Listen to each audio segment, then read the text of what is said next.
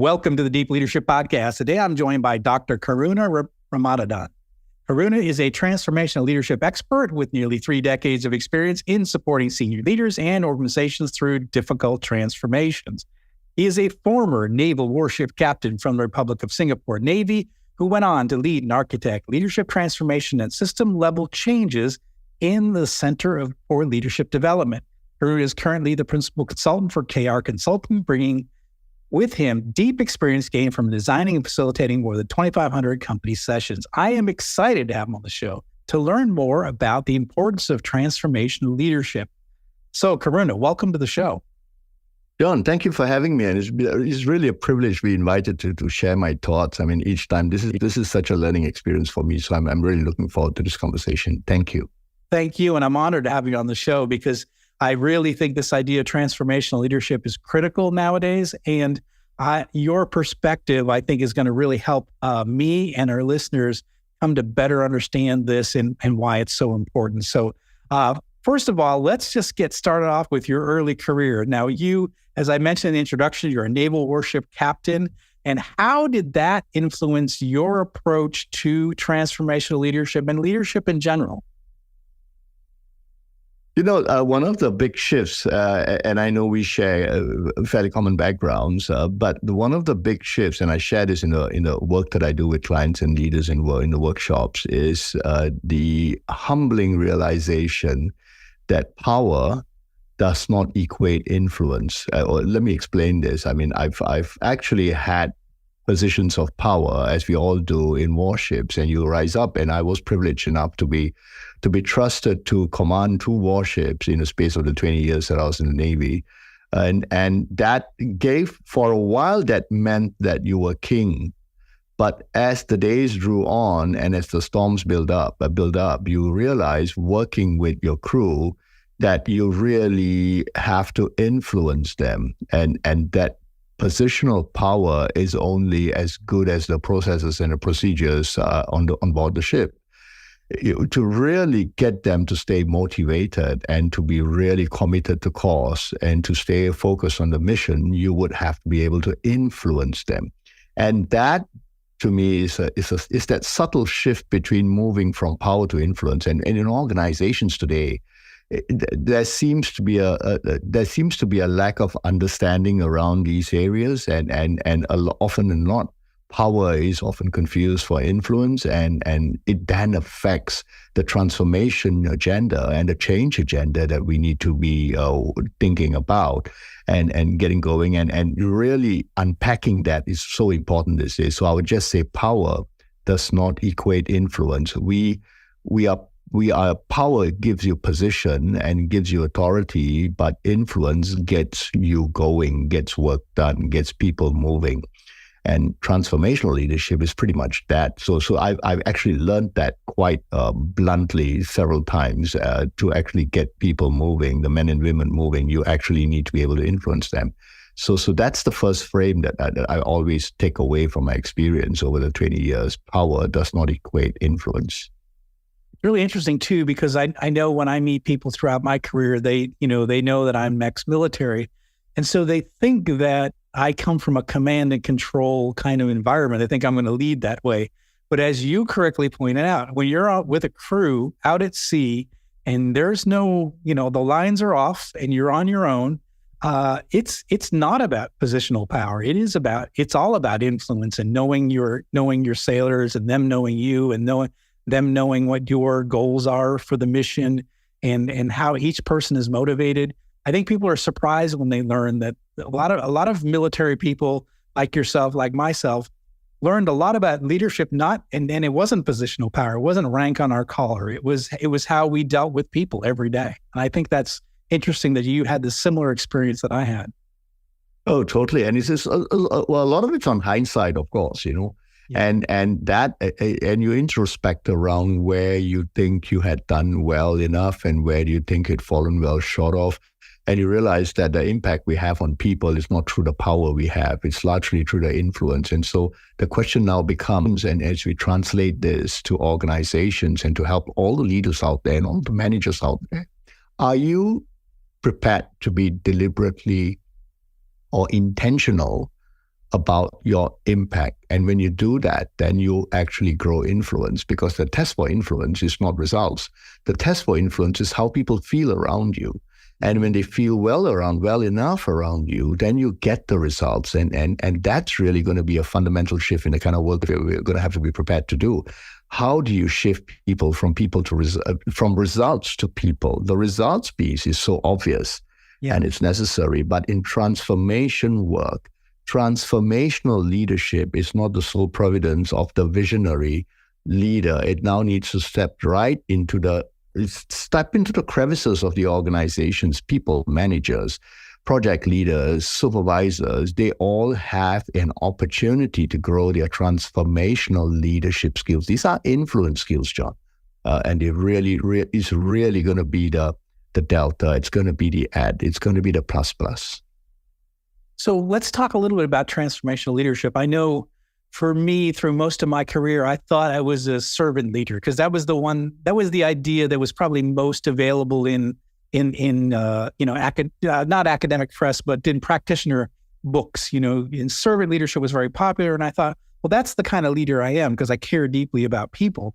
But then when I studied more about transformational leadership, I realized that I was probably more towards a transformational leader, because I cared about the people becoming the best that they could be in pursuit of an organizational goal. And so I really fell in love with the idea of transformational leadership. So how would you define transformational leadership? Wow. Okay. And like I say, my reference point for this is, let me just qualify that, right? So, I mean, having worked on a PhD in leadership and in knowledge transfer, let's put that aside. There's a lot of good stuff that's happened so far. I mean, it's decades old, but in the real work that we have been privileged enough to be trusted to do in the last 5, 6, 7 years, and with hundreds of leaders and managers in organizations, I would say transformational leadership is simply premised on the frame of moving from results to people, in the hope that you could probably do 1, 2, or 3 things. And the first one is to be able to hold the success mindset. The mindset is a terribly loaded word, but let's call it the growth mindset, the success mindset. So it's very difficult for me to imagine a leader who is not going to be associated with the success mindset being able to motivate anyone at work. I mean, and people, and for the large part, I mean, people go to work because it's a means to an end. And that, I mean, hopefully it gives them happiness and fulfillment and all that. But I think they will slog away at it if there's something to believe in. So the word purpose now comes into play. So the success frame is really important. The second, for transformational leadership, is probably linked to that. When you hold up, or you manage to hold up, the success frame as a leader or a manager, then you are looking at the relationship frame. Now, in the relationship frame, you're really looking at the choice between a professional relationship in the case of a difficult one, or the cultivation of a personal relationship in the case of a good and encouraging one. And we've all got friends over the years, that relationships that we have cultivated in the many jobs that we've done, be it in the military or the organization or some NGO, that we have these are your BFFs, they are your good friends, they are people you go and have dinner with, So the second is relationships, and a lot of good people have said a lot of things about the quality of your relationships driving the quality of your thinking, for example, the quality of your work and results. The third to that would probably be, and this is a harder one to get to, so when you'll get from success, you get to relationships. The third is narrative, and I think that narrative is largely underplayed, because it's not so much about communications anymore, John. I mean, that's important. But for leaders, it's about communicating to influence. And communicating to influence is predicated probably on the ability to share and project a reasonably consistent narrative over time. So people really want to know, what exactly are you about? What are you up to? I mean, what do you hold important? Where are you in this whole scheme of things? So I'll go back to it. It looks like it's going to be for transformational leadership, which I find really compelling because of the need for organizations to transform now. It's going to be success, to me, success, relationships, and narrative. And that would help us to probably shift from a results to a people frame. And we are talking about leadership. So it's not just confined to the 3% or the 5% at the top of the organization. It's at all levels of the organization, right down to anyone who's got responsibility and accountability for people in organizations. So it even goes to the -1s, -2s, -3s. That's a whole lot of people in the middle. Absolutely. Let's talk a little about narrative, because I think that's something that we don't talk about enough. And I think that people want to be part of a story. They want to know where they fit in a story and what the purpose of the story, where you're taking them on a journey. Where are we going? And what does it look like when we get there? And I think when we do that, I think our people sort of get on board with a story that they want to be a part of. So tell us why narrative is so important in this transformational leadership model that we're talking about. The choice of a personal or professional relationship is not just the managers or the leaders. It is also that individual who has to report to the manager or leader. So in this relationship, the ask would be, who are you? What is it that you hold dear? How do I learn to work with you? And perhaps should I choose to trust you? So narrative to me actually extends into the trust game, the trust factor. And a lot of it is going to be amplified or dampened by personal experiences, and when people feel comfortable enough to share how do you format it? How am I formatted? Like a hard disk. What has got me here? And I become very comfortable, and I have become very comfortable over the years when people actually share a little more about themselves to enable the other to start to frame exactly how this person has come up into this place at this point in time. And that's essentially narrative. So it's that personal story constituting a narrative, an outlook, a view of life, a worldview, perhaps even a mental model that someone holds. And that breaks everything down so quickly, John. And it's really a skill. So it's no longer just about learning to message or to communicate. That's all good and extent. But influence skills are probably even deeper. They are probably embedded in narrative. And for the large part, it is working on your personal story. And that's really going to be really important. I mean, the workshops we do take a little bit of that quite so seriously to strengthen relationships. So if I cannot imagine someone who's just dishing out work who expects to build trust. Actually, that's a workshop that we're running tomorrow. If you're gonna stay silent behind your laptop, that's not gonna get you very far. And then it's funny that you're sitting in a how to build trust workshop. It's interesting because I think what you're saying is that people want to know your story and they want to be able to communicate their story.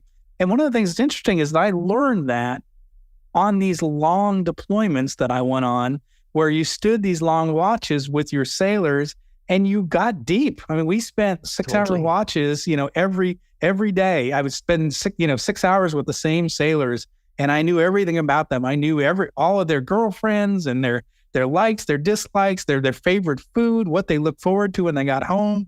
I knew their story. I knew their narrative, and they knew my narrative. And so there was a bond. They trusted me. I trusted them. They trusted you, John. Because we built a relationship. Yeah. That's the algorithm for trust. I mean, it's as simple as that. I mean, how do you build? I know Simon Sinek says you need to build trusting teams, all that stuff. But for those of us who have been in the trenches on the 6-hour watches, you know that if you don't open up, you're not going to get them to open up. It's as simple as that.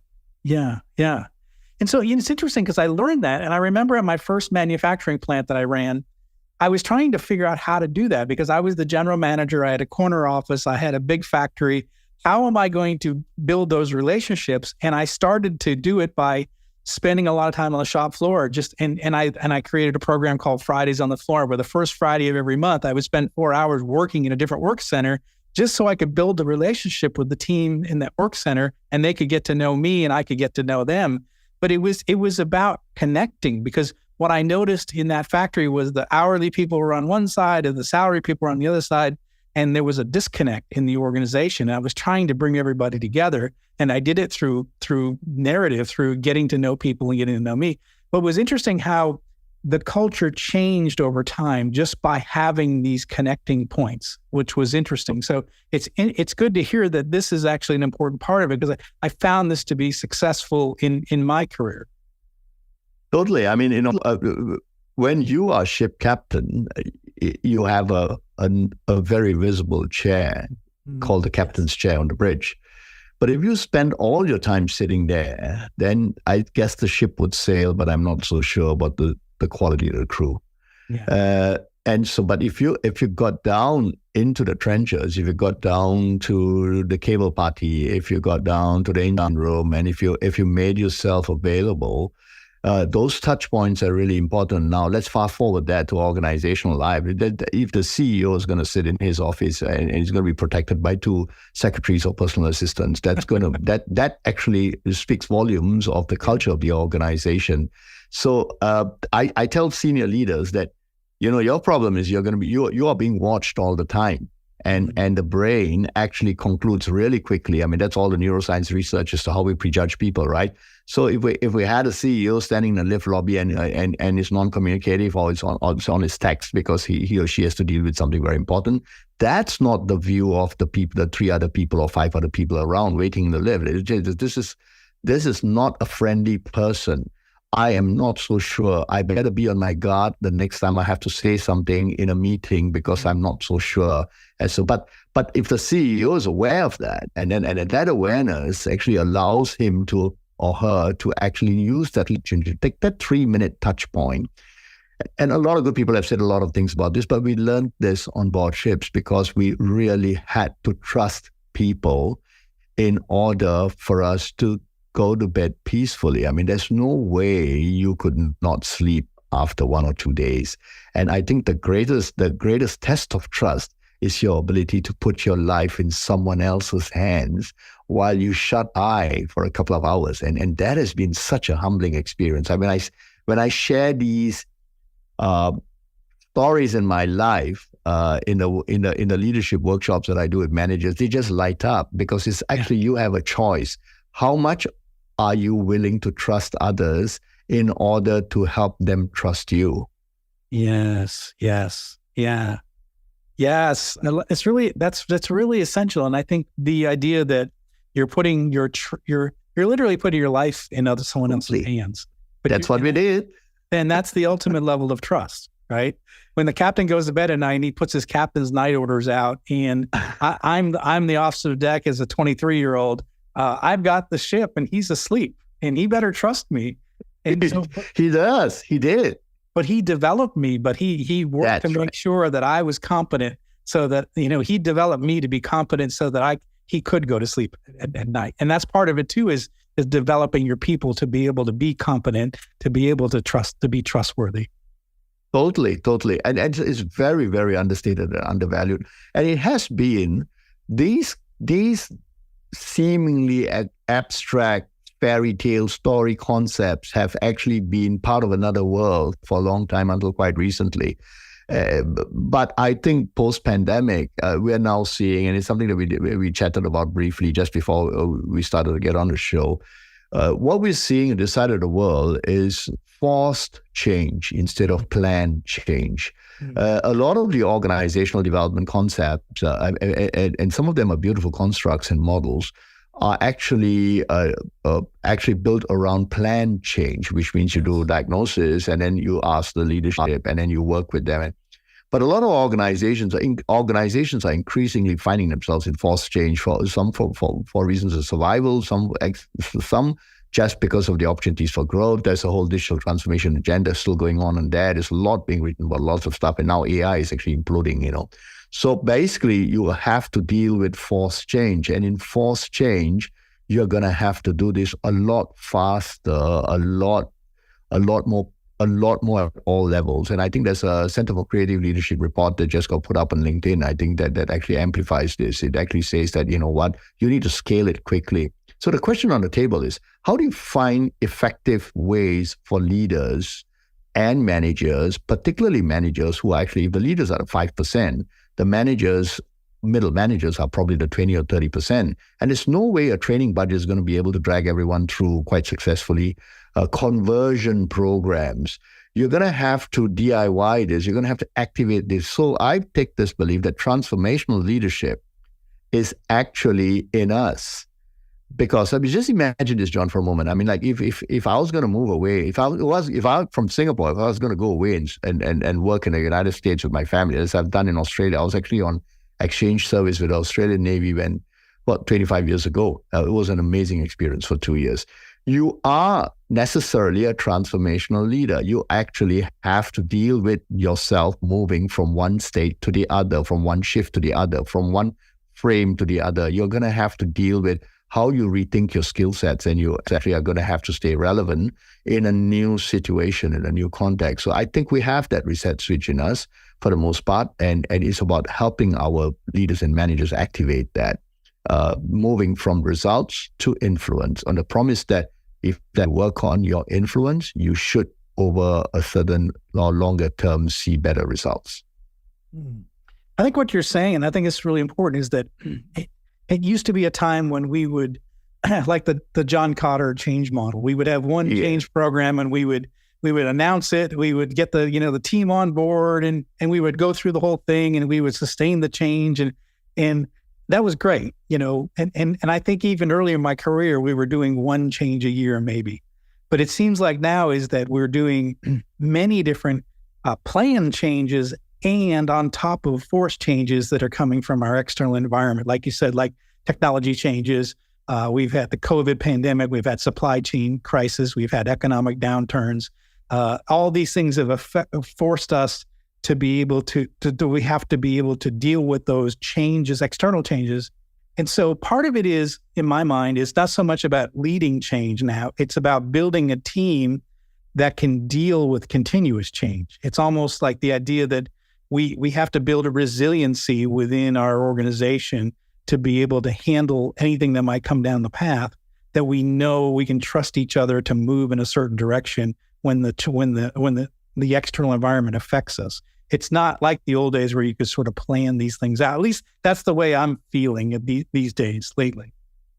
You're spot on. I mean, I'm just trying to wrap myself around a few of the constructs again. And basically, I would say that as leaders and managers, we need to ask ourselves whether we are predisposed or committed to a success frame. You could call that mindset, mental model, worldview, whatever you want to call it. Am I oriented towards success?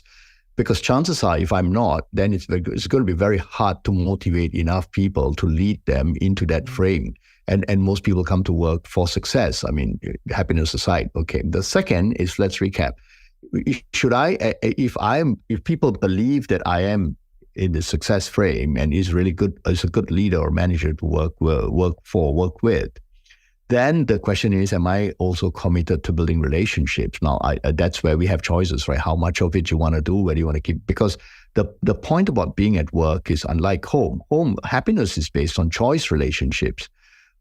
Success at work is based on our ability to navigate and to kind of leverage on no choice relationships. I mean, we don't really have too much of a choice as to who we can select in our team. I mean, we think we do, but we don't. And a whole lot of trouble starts there. And the third is basically, it's whether that over the narrative is consistent and whether this person is, and that's where you get concepts like authenticity and all that coming in, whether this narrative about this person is consistent and how much of this person, and that's the vulnerability part, how much of it are you opening up, I mean, how much of your lived and life experiences are you prepared to share so that we all learn together? When you add those three up, you probably have a decent enough algorithm for building trust in the teams that we are going to have to do to get them a lot more change ready, because the influence factor probably goes up within and outside of that. So if we're going to measure this, if I was going to do another PhD, I would actually try to measure the influence skills in an organization as a predisposition to change readiness. That would be a fascinating topic. Interesting. So you're saying that the level of influence affects the ability to be change ready in an organization. Is that? That's our work, John. Relationship, right? That's what we have come to learn from so many leaders over the last few years. How do you diagnose the level of influence in an organization. Remember, there used to be this, I know, 20 years ago when I started my master's in knowledge management, it was basically social network analysis. There used to be this ability, this technique where you'd draw lines as to who talked more to whom and all that. And that's a bit of that, right? I mean, there's a social network at play, but these are influence skills. I mean, how much of influence skills are actually, what is the potency to grow influence skills? And that would actually relate to what we call flow. So transformational leadership is really now very important. And that actually equates, in my opinion, to influence skills being a major driver of it, not the only driver. But then you also want to ask if actually this can generate enough flow in a transforming organization. It's a system language. Leaders like to build strategies around transforming organizations, and they'll say, get this done by then. That's pace. But you actually need flow to actually uncover whether the pace is actually sustainable. And the flow rate is what's going to determine that sustainability of that transformation effort. So this then goes back to transformational leadership, goes back to influence, it goes back to the success, the relationships, the narratives that we hold around each other and the work. Mm. Yeah, I see these are all connected very clearly in my mind as well too. So let's if we've got some listeners that are listening in and they're like, oh wow, this is really important. This is really some lights are going on in their head and they're saying, I want to learn more about this. What kind of advice would you give for those who are struggling? I mean, they're navigating the sea of change that is coming. There's a lot of uncertainty.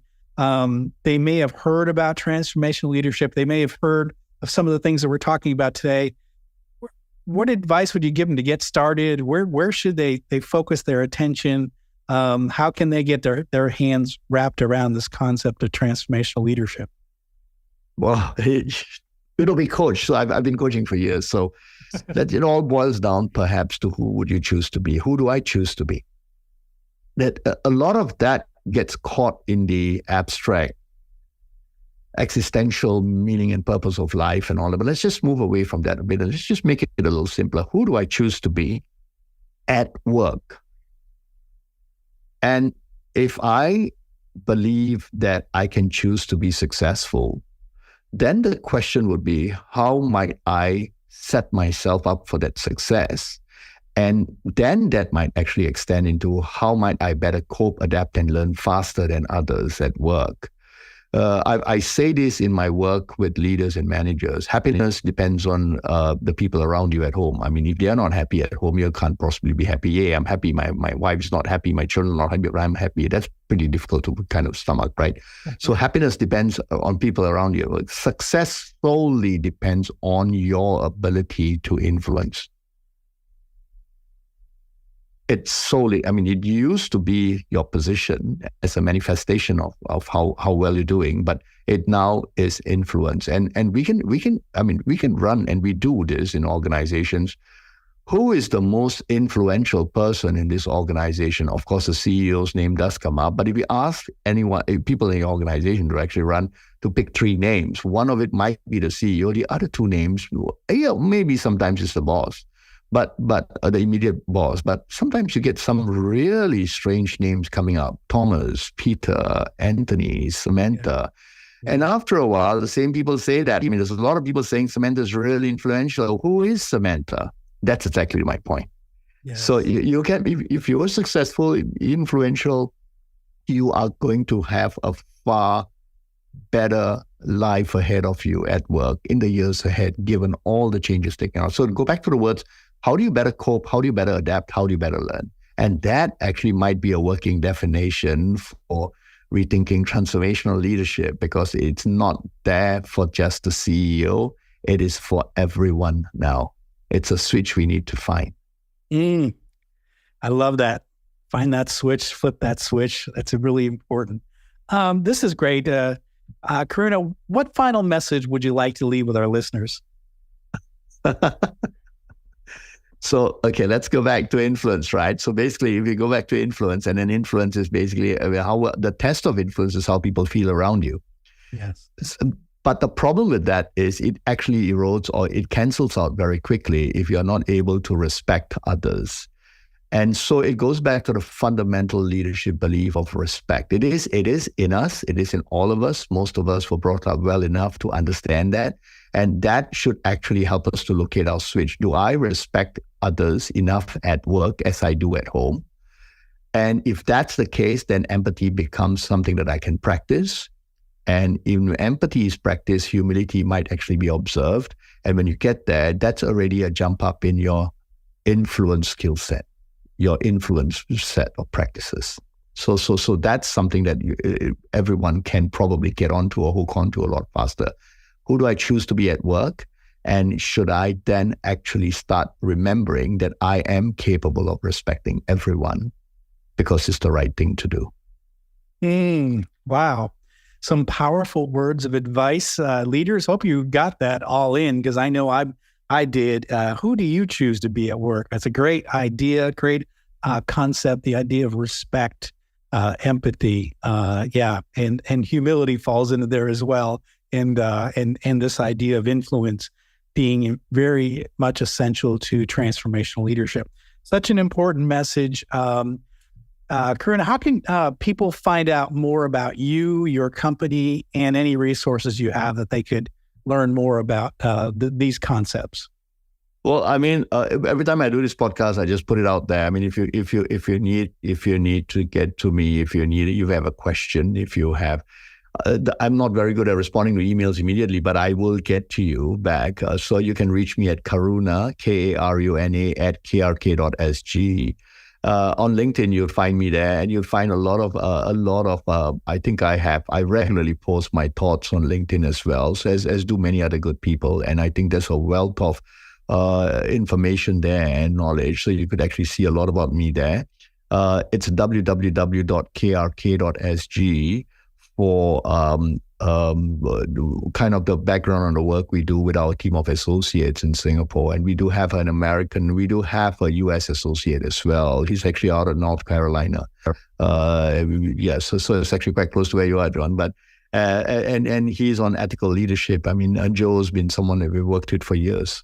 And then we also have, you see my backdrop here, we're very proud of it. We have actually brought our thinking into a digital platform, a gamification platform to help middle managers through change. And that is at the go-to-market stage. And you can find details on that on the thechangeleader.org. And that's a low-cost, low-entry, help you to build your influence skills within your team kind of platform. We're really, really pretty pleased with what we have managed to do. Oh, that's exciting. This idea of gamification through, learning transformational leadership through gamification. That's exciting. I'm going to check that out myself. Yes, please. Yes. And we can talk about it later. I mean, there's no problems at all. Yes. Oh, that's fantastic. And listeners, we're going to go ahead and put, you're going to see links in the show notes for all of Karuna's resources. And again, I highly encourage you to reach out. If something in this message that we talked about today is really resonating with you, if you're thinking to yourself, I really need to learn more about transformational leadership and how to build my influence, then there's resources right here in the show notes to reach out to Karuna, talk to him, connect with him on LinkedIn, and learn more about how you can be more influential and you can be able to deal with the changes that we're all going to be forced to live with going forward. So I really appreciate, Karuna, this has been a great conversation. I really appreciate you coming on the show and sharing all this information. So thank you very much. Thank you, John. And I did think that half an hour would go very fast, and it did. And so I've taken a few points away. But you've made me verbalize something. So thank you. It's been a real privilege, and I look forward to more such interactions. Absolutely. I loved it. And they always go very fast. So thanks for coming on the show. Thanks for coming on the show today. Thank you so much. Thank you, all of you. Thank you. Well, that's it for today. Thank you for listening to Deep Leadership. If you like this podcast, please subscribe and share so we can continue to build a world with better bosses. Until next time, this is John Rennie saying take care and lead well.